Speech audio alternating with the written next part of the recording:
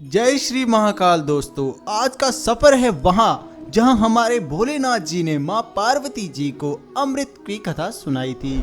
इस वीडियो के माध्यम से हम आपको भी दर्शन करवाएंगे, तो बने रहिए हमारे साथ इस सुहावने सफर में। May I have your attention please? Train number 19225 Bhatinda Jammu Express from Jodhpur to Jammu Tawi via Bhatinda Amritsar is standing on platform number 3. Passengers are requested to take their respective seats. Thank you.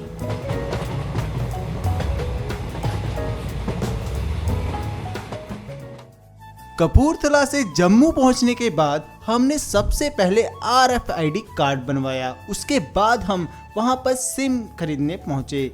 एक private taxi book कर हमने जम्मू से पहलगाम तक का सफ़र शुरू कर दिया। रास्ते के नज़ारे बहुत ही मन मोहने वाले थे और रास्ते में हमने अमरनाथ जी के श्रद्धालुओं का कॉन्वे भी देखा। वो कॉन्वे दर्शन कर वापस जम्मू की ओर जा रहा था, जिसकी वजह से हमें रोड के एक साइड पर रोक दिया गया। उसके बाद हमारा सफ़र आगे बढ़ा तो हम पहुंच गए रामबान के एक भंडारे में, जहां पर हमने भारतीय सेना का एक ऑपरेशन भी लाइव देखा, जिसको देखकर हम सब तो बहुत ही ज़्यादा डर गए थे। फिर आर्मी के जवानों ने हमें अपने सफ़र में आगे की ओर जाने को कहा, क्योंकि वहाँ का माहौल कुछ सही नहीं था। और फिर हम पहुंच गए बनिहाल। बनिहाल से हमने खरीदे चिप्स, बिस्कुट और कुछ खाने की चीजें। फिर हम पहुंच गए काजी कुंड की एक सुरंग में, जहां पर श्री अमरनाथ जी के श्रद्धालुओं के लिए एक वेलकम बोर्ड लगाया गया था। इस सुरंग की लंबाई थी तकरीबन 8.5 किलोमीटर। फिर आगे बढ़ते हुए हमें एक कश्मीरी अंकल मिलते हैं, जो अपनी मुर्गियों को सड़क पर बेच रहे थे, लेकिन हमारे ड्राइवर भाई साहब ने उन मुर्गियों को लेने से मना कर दिया। फिर आगे हम पहुंच जाते हैं नुनवान बेस कैंप पहलगाम में, जहां पर हमारा पहले दिन का स्टॉपेज था। वहां पर जाकर हम सबसे पहले रूम लेते हैं और हमारे रूम के पीछे ही एक बहुत सुंदर वाटरफॉल था, जहां पर हम सब ने जाकर ठंडे पानी में खूब नहाया। फिर शाम को हम पहलगाम को एक्सप्लोर करने की ओर निकल गए। दोस्तों, पहलगाम वो जगह है जहां पर शिव जी ने सबसे पहले अपने वाहन नंदी जी को त्यागा था। वहां पर नंदी जी का एक मंदिर भी है। फिर दोस्तों हम वहां गए जहां पर बजरंगी भाईजान मूवी की शूटिंग हुई थी।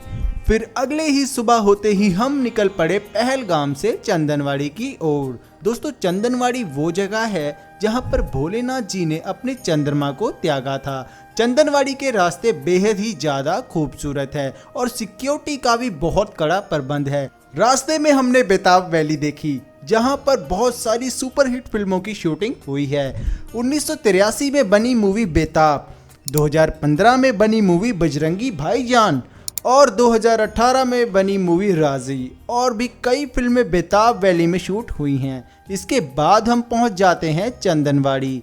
चंदनवाड़ी बेस कैंप में जाते ही हमारा RFID कार्ड चेक होता है और फिर हम अपनी यात्रा को शुरू कर देते हैं। और चढ़ाई बहुत ही ज़्यादा खड़ी थी।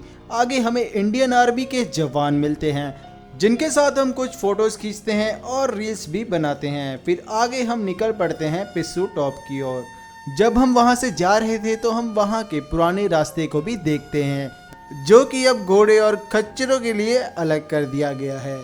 फिर हम पहुंचते हैं अपने पहले भंडारे में, जहां पर हमें काफ़ी सारे स्वादिष्ट व्यंजन मिलते हैं।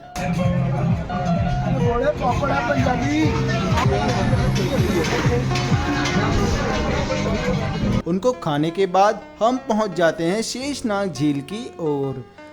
दोस्तों, शेषनाग झील वो स्थान है जहां पर शिवजी ने अपने गले में धारण किए हुए नाग देवता जी को त्याग दिया था। लोगों को अब भी शेषनाग जी के वहां पर दर्शन होते हैं। शेषनाग के आगे जाने का गेट दोपहर 2 बजे के बाद बंद कर दिया जाता है, इसलिए हम काफ़ी तेज़ी से भाग कर हमने वो गेट तकरीबन 1:55 पर क्रॉस किया और अपने अगले पड़ाव महागणेश पड़ाव की ओर निकल पड़े, जहां की चढ़ाई सबसे ज़्यादा कठिन है और सबसे ज़्यादा ऊंचाई 14,500 फीट पर है, जहां पर ऑक्सीजन की कमी सबसे ज़्यादा होती है। वहाँ पर हम सब की हालत बहुत ज़्यादा ख़राब हो गई, जिस कारण वर्ष हमने वहाँ पर कुछ रिकॉर्ड नहीं किया। फिर अगले ही शाम हम पहुँच गए पुष्पपत्री के भंडारे में, जो कि दिल्ली वालों की तरफ से लगाया गया था और अमरनाथ यात्रा का सबसे बड़ा भंडारा भी इसे ही माना जाता है। यहाँ पर स्वादिष्ट 56 भोग की व्यवस्था थी और हमने जब अपना पसंदीदा भोजन सोया चाप को चखा तो हमें मज़ा ही आ गया। वो बहुत ही ज़्यादा स्वादिष्ट था और हमारे कवि भाई ने जब अपना पसंदीदा भोजन चखा तो उन्हें भी बहुत स्वादिष्ट लगा। वहाँ पर यात्रियों के लिए रात में टेंट में सोने की बहुत अच्छी व्यवस्था थी और फिर हम सब ने वहाँ पर रात गुजारी। फिर अगली ही सुबह हम सब निकल पड़े पंचतरणी की ओर। दोस्तों, पंचतरणी वो जगह है जहाँ पर भगवान शिव जी ने अपने 5 तत्वों को त्यागा था। दोस्तों, रास्ते में बहुत ही ज़्यादा चढ़ाई और उतराई देखने को हमें मिली। हम सब वहाँ के पहाड़ों और कुदरत के नज़ारों को देखकर बहुत ही दंग रह गए।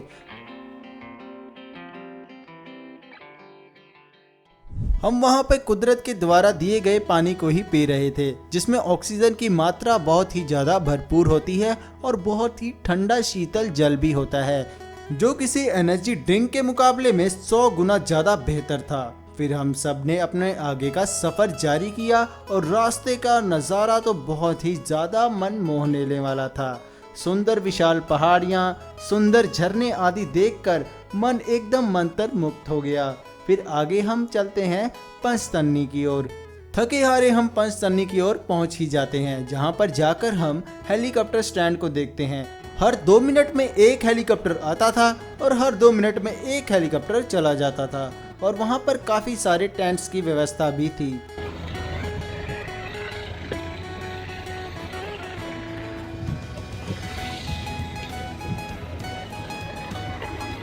फिर इसके बाद हमें वहां पर बर्फ के कुछ विशाल टुकड़े मिलते हैं, जिसको देखकर हम सब ने एक दूसरे के ऊपर बर्फ का प्रहार करना शुरू कर दिया। फिर मौज मस्ती करते हुए हम बाबा बर्फानी जी की गुफा के पास पहुंच ही जाते हैं, जहां पर हम सब ने मां अमरावती में स्नान किया और बाबा बर्फानी जी के और अमर कबूतर जी के बेहद सुंदर दर्शन पाए, जिनके दर्शन मात्र से ही हमारे दुख, दर्द, चिंता आदि सब कुछ दूर हो गए। दर्शन करके मन एकदम अति पावन हो गया। फिर इसके बाद हमने जयकारे लगाए और बाबा जी का प्रसाद ग्रहण कर वापसी की ओर निकल पड़े, क्योंकि हमने वापसी पहलगाम के रूट से करनी थी, क्योंकि हमने श्रीनगर की ओर भी जाना था। हमने 36 किलोमीटर की चढ़ाई की और अब हमें 36 किलोमीटर की ही उतराई भी करनी थी। हालांकि बाल्टान मार्ग से चढ़ाई और उतराई मात्र 16 किलोमीटर की है, लेकिन हम वहां से नीचे की ओर नहीं गए। वापसी करते समय हम बहुत तेजी से नीचे उतर रहे थे। हम इतनी ऊंचाई पर थे कि हेलीकॉप्टर भी हमसे नीचे की ओर ही उड़ रहे थे। फिर हम पहुंचते हैं पंचतरणी, जिसके आगे जाने की अनुमति तो हमें नहीं मिल रही थी, लेकिन कुछ देर बाद हमें आगे जाने के लिए बोल दिया गया।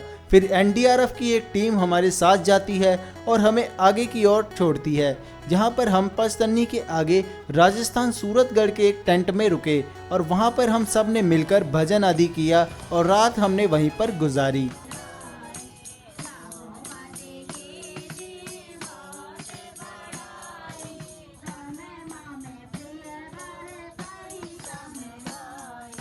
सुबह होते ही हम सब फिर से निकल पड़े पुष्पपत्री की ओर। इस रास्ते में बेहद कड़ी चढ़ाइयाँ थीं, जिसके कारण हम कुछ दूर चलने के बाद फिर से बैठ जाते थे और आराम करने के लिए हमें बहुत कम समय मिल रहा था। फिर आगे हम पहुंच जाते हैं पुष्पपत्री के विशाल भंडारे में फिर से।